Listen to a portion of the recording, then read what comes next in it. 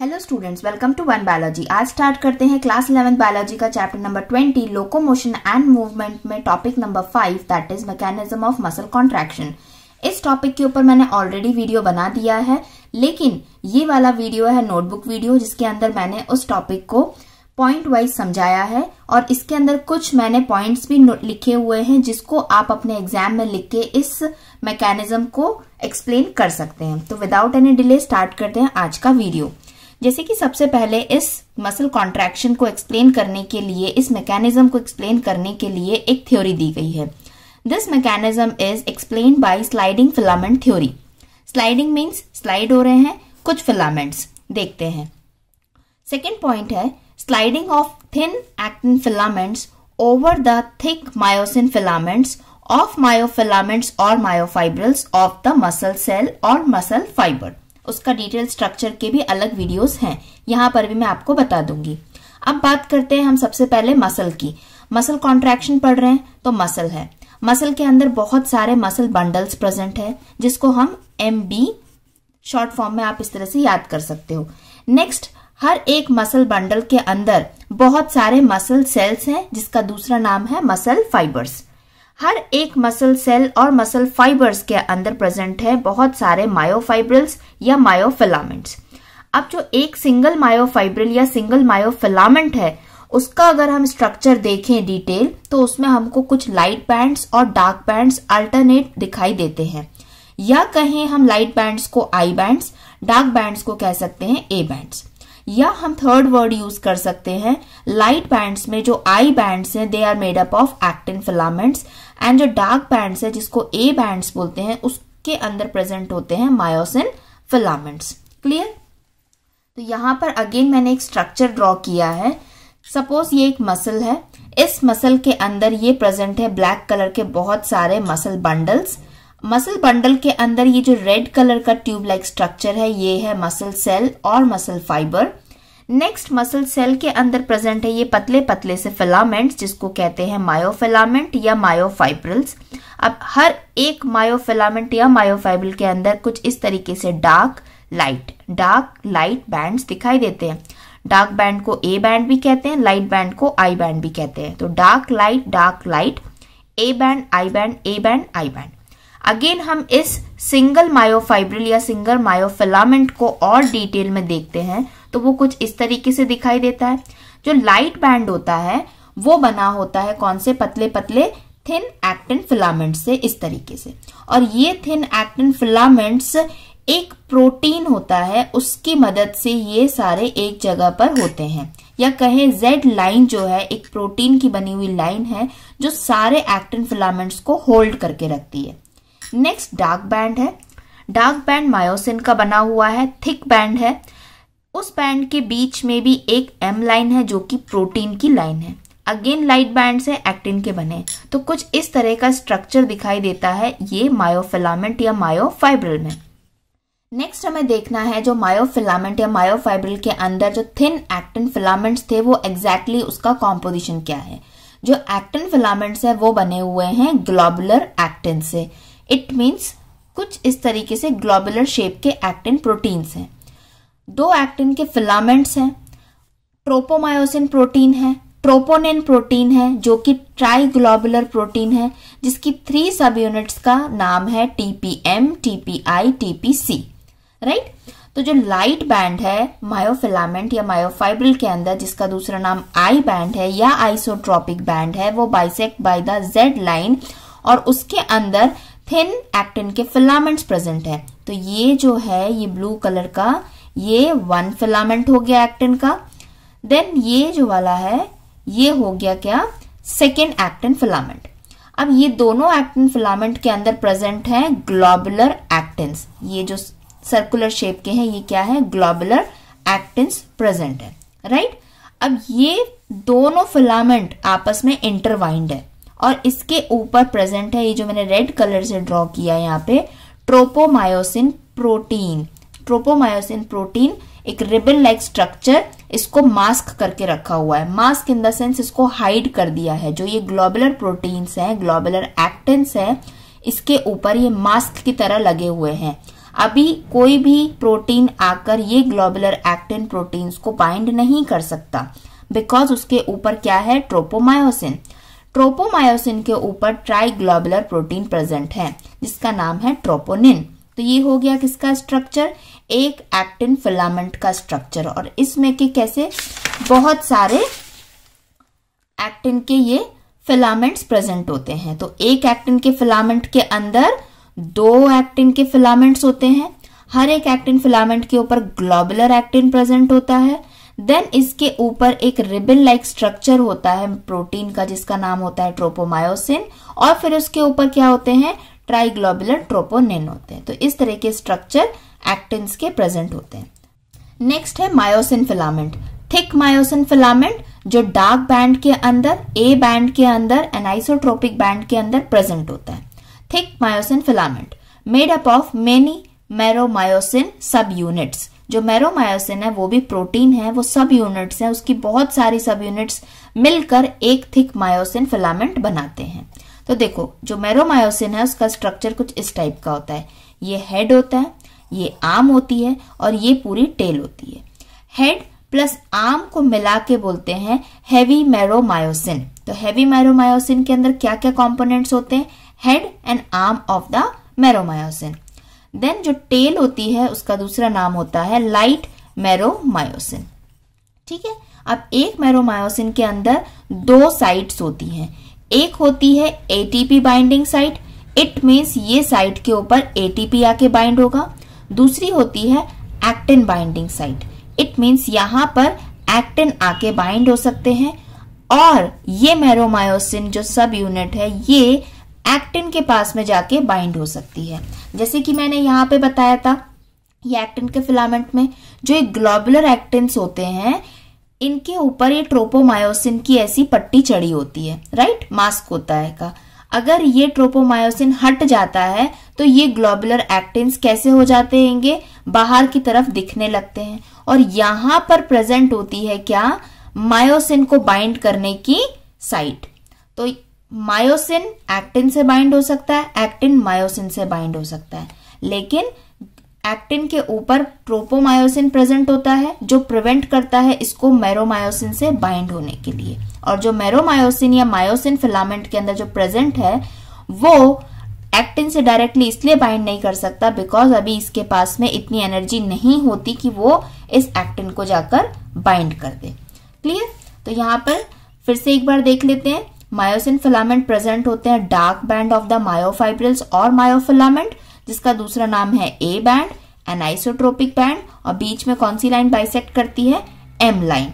और उसी M line के बीच में एक जोन प्रेजेंट होता है एच जोन। अगर आप वो वाला वीडियो देखोगे, बोर्ड वाला वीडियो, तो आपको वहां पे क्लियरली मैंने बताया कि एच जोन कहां पर होता है। अगर हम बात करें इस डायग्राम की तो ये जो एक्टिन के फिलामेंट्स होते हैं ये थोड़े थोड़े से मायोसिन के ऊपर इस तरीके से ओवरलैप करते हैं।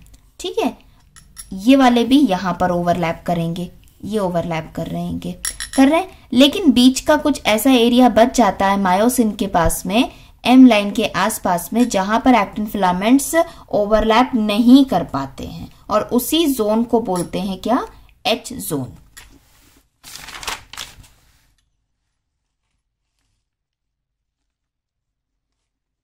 नेक्स्ट, अब मसल सेल के बारे में या मसल फाइबर के बारे में आप क्या लिख सकते हो। मसल सेल जो है अ सेल विथ मेनी न्यूक्लियस, उसके पास बहुत सारे न्यूक्लियस हैं। सेल कंटेन सार्कोप्लाज्म जिसको हम साइटोप्लाज्म बोलते हैं। साइटोप्लाज्म के अंदर होते हैं sarcosome means mitochondria of the muscle cell, sarcoplasmic reticulum means endoplasmic reticulum of muscle cell. Muscle cell has sarcolemma means जो plasma membrane of a cell या मसल सेल उसको हम सार्कोलेमा कहते हैं। नेक्स्ट है न्यूरोमस्कुलर जंक्शन या motor end plate. ये कौन सी एक प्लेस है, ये है एक प्लेस और junction between the sarcolemma of the muscle cell and motor neuron. जब मसल कॉन्ट्रैक्शन होता है तो ब्रेन सिग्नल भेजता है मसल सेल को, मसल को कि कॉन्ट्रैक्शन होना है, तो वो सिग्नल आता है मोटर न्यूरॉन के अंदर बैठ के। तो मोटर न्यूरॉन क्या होती है, ये बनाया एक मसल सेल, उसके पास में मोटर न्यूरॉन आ रही है सिग्नल लेके कि ये मसल को कॉन्ट्रैक्ट करना है, तो ये सिग्नल लेके यहाँ पर आई और ये सेल की क्या है, ऊपर सार्कोलेमा बनी हुई है और ये मोटर न्यूरॉन है। तो इसके बीच का जो एरिया होता है इसको बोलते हैं क्या, न्यूरोमस्कुलर जंक्शन या motor end plate. Motor neuron which brought signal in the form of acetylcholine to muscle cell, और ये बना दिया एक मसल सेल। मल्टी न्यूक्लिएटेड है, ये बहुत सारे न्यूक्लियस है। ये यहाँ पर प्रेजेंट है सार्कोजोम, ये प्रेजेंट है सार्कोप्लाज्मिक रेटिकुलम जिसके अंदर पड़ा होता है बहुत सारा कैल्शियम। पूरे मसल सेल के ऊपर क्या होती है, प्लाज्मा मेम्ब्रेन जिसका नाम होता है सार्कोलेमा। एंड इंपॉर्टेंट पॉइंट, जो मोटर न्यूरॉन सिग्नल लेके आती है न्यूरोमस्कुलर जंक्शन पर या मोटर एंड प्लेट पे, वो सिग्नल मसल सेल के अंदर एंटर करता है through this T tubule. Clear यहां तक?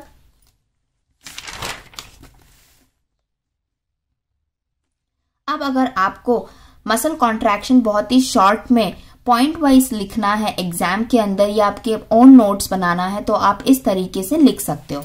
Mechanism of muscle contraction, first point होगा muscle to contract a signal sent from the brain by motor neuron. Brain से मोटर न्यूरॉन के थ्रू एक सिग्नल सेंट भेजा जाता है मसल को कॉन्ट्रैक्ट करने के लिए।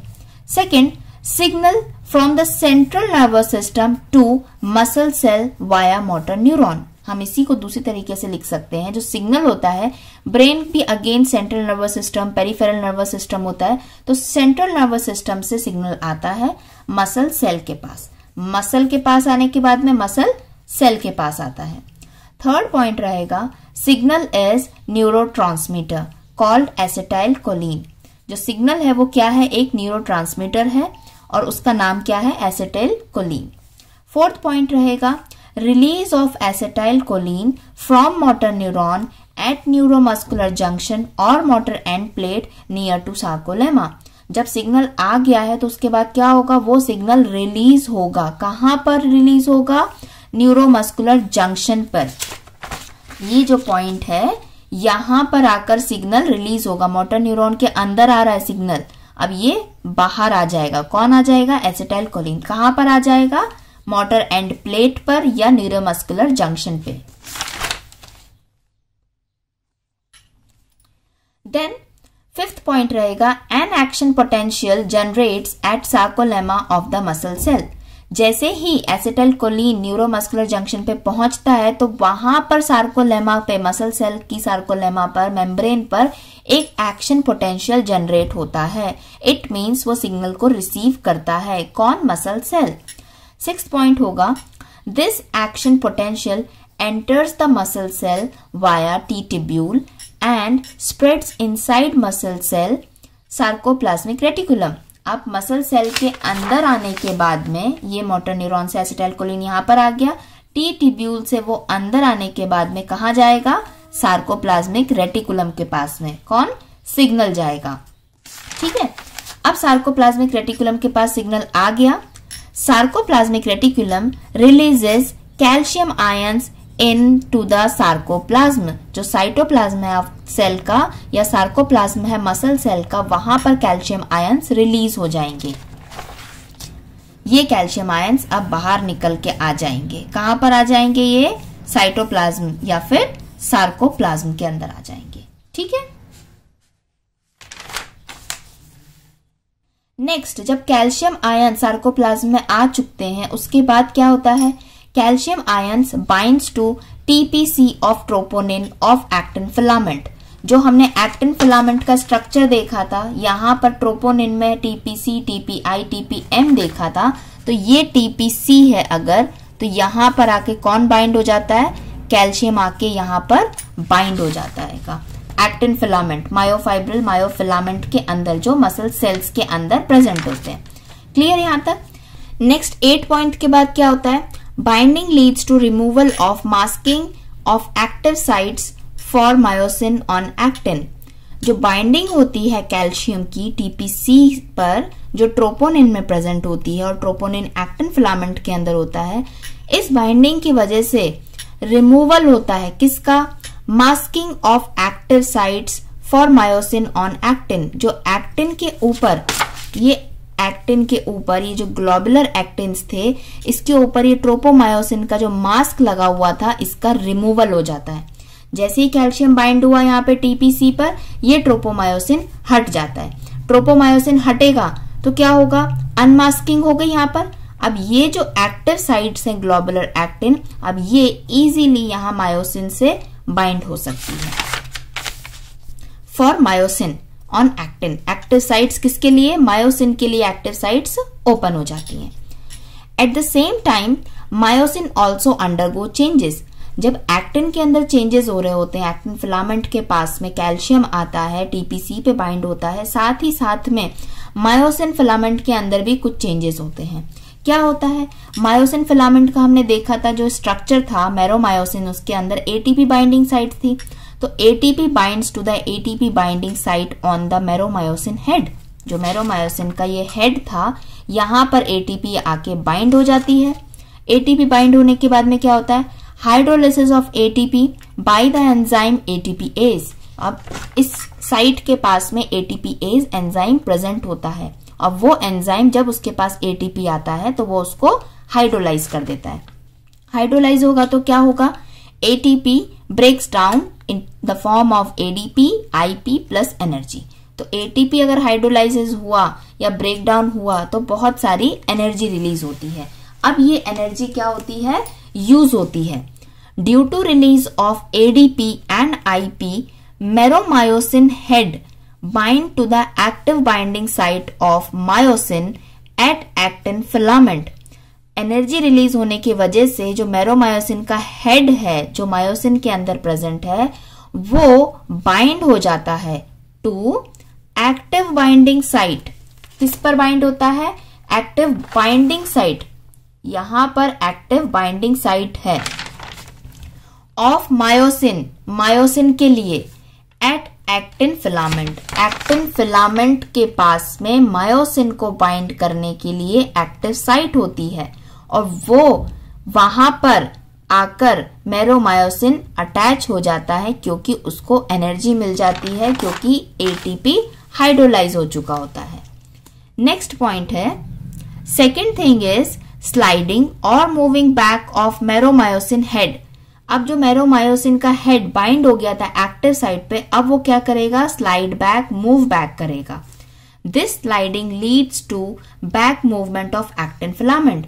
मेरोमायोसिन की स्लाइडिंग की वजह से जो एक्टिन फिलामेंट्स होते हैं वो भी मूव बैक करते हैं, क्योंकि जो मेरोमायोसिन है अब वो एक्टिन के पास में बाइंड कर चुका है। तो मेरोमायोसिन मूव करेगा तो एक्टिन भी मूव करेगा, या कह सकते हैं actin filaments moves over the myosin filament.